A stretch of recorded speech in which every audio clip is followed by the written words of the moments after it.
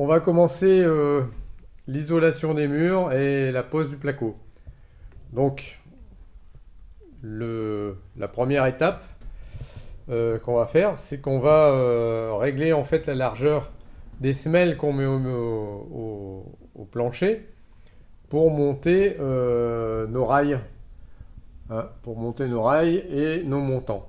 Alors, vous voyez, j'ai montré un peu ici comment on fait. Afin de limiter quand même la perte au sol de l'écart, on a ici de la laine de roche de 160 et moi je prends des montants de 70.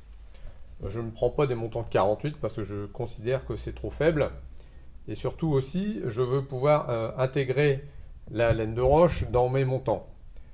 Donc le principe, bien sûr, on fixe tout le long du bas sur ce mur là, on fixe la semelle, donc on la visse avec des vis à placo dans l'OSB.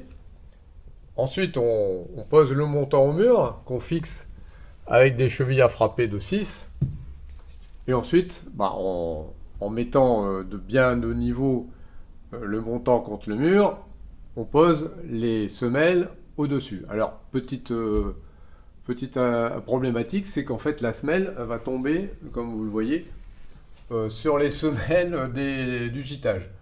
Donc là, forcément, les vis à placo, ça ne va pas marcher. Donc là, il faut prévoir des vis autoforeuses pour métalliques. Donc ça, c'est le premier point. Le deuxième point, c'est attention, le fait de mettre de la laine de roche en un seul morceau, hein, au-dessus de la 16, il faut faire une petite entaille dedans, de façon à ce que elle épouse bien la forme du rail. Donc elle rentre dans le rail, et parce que je fais une petite rainure, donc elle rentre dans le rail de façon à être parfaitement isolante du mur jusqu'au rail. Donc ça, on va faire attention dans la mise en œuvre, de façon à ce que, ici je vais remettre un rail, je vais donc faire une petite découpe au couteau, je mets le rail à l'intérieur, je fais un trait, et je vois tout de suite comment ça se passe. Je vous ferai voir après. Voilà, c'est de la Rock Plus Premium Craft. Donc vous voyez, c'est quand même de la haute qualité, vu le lambda qu'elle a. Donc le seul problème, c'est qu'à poser, c'est un peu plus fastidieux par exemple, de la 2x75.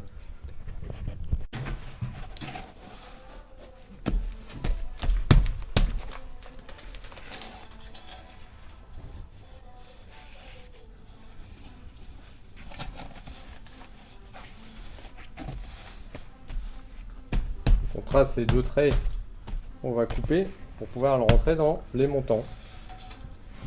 Maintenant, on va enlever un peu cette épaisseur là.